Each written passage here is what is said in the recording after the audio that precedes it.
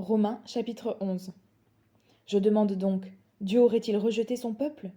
Certainement pas. En effet, je suis moi-même israélite, de la descendance d'Abraham, de la tribu de Benjamin. Dieu n'a pas rejeté son peuple, qu'il a connu d'avance. Ne savez-vous pas ce que l'Écriture rapporte au sujet d'Élie, quand le prophète adresse à Dieu cette plainte contre Israël? Seigneur, ils ont tué tes prophètes, ils ont démoli tes autels. Moi seul, je suis resté, et ils cherchent à m'enlever la vie. Mais quelle réponse Dieu lui donne-t-il? Je me suis réservé 7000 hommes qui n'ont pas plié les genoux devant Baal. De même, dans le temps présent aussi, il y a un reste, conformément à l'élection de la grâce. Or, si c'est par grâce, ce n'est plus par les œuvres. Autrement, la grâce n'est plus une grâce. Qu'en est-il donc? Ce qu'Israël recherche, il ne l'a pas obtenu. Mais ceux qui ont été choisis l'ont obtenu, et les autres ont été endurcis. Comme il est écrit, Dieu leur a donné un esprit de torpeur, des yeux pour ne pas voir et des oreilles pour ne pas entendre, jusqu'à aujourd'hui. David aussi dit que leur table soit pour eux un piège, un filet, un obstacle et un moyen de punition.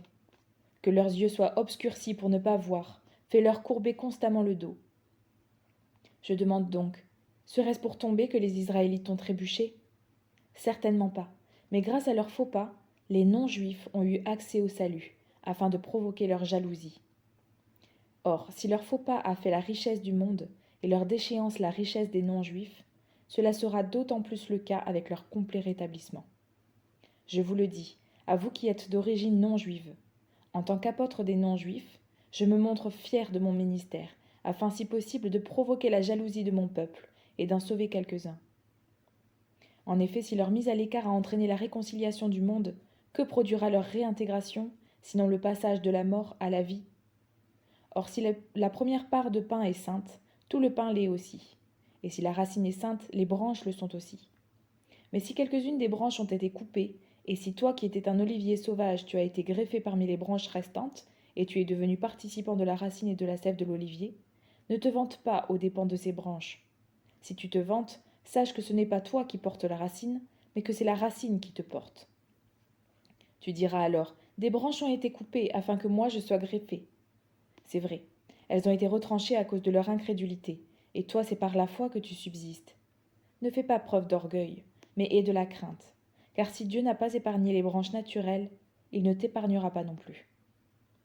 Considère donc la bonté et la sévérité de Dieu, sévérité envers ceux qui sont tombés, et bonté envers toi, si tu demeures dans sa bonté. Autrement, toi aussi tu seras retranché. Quant aux Israélites, s'ils ne persistent pas dans l'incrédulité, ils seront greffés, car Dieu est puissant pour les greffer de nouveau. Si toi tu as été coupé de l'olivier sauvage auquel tu appartenais par nature et greffé contrairement à ta nature sur l'olivier cultivé, à plus forte raison eux seront-ils greffés conformément à leur nature sur leur propre olivier. En effet, je ne veux pas, frères et sœurs, que vous ignoriez ce mystère, afin que vous ne vous preniez pas pour des sages. Une partie d'Israël est tombée dans l'endurcissement, jusqu'à ce que l'ensemble des non-juifs soit entré. Et ainsi, tout Israël sera sauvé.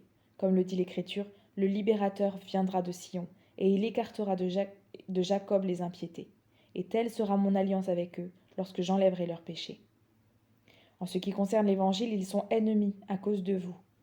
Mais en ce qui concerne l'élection, ils sont aimés à cause de leurs ancêtres. En effet, les dons et l'appel de Dieu sont irrévocables.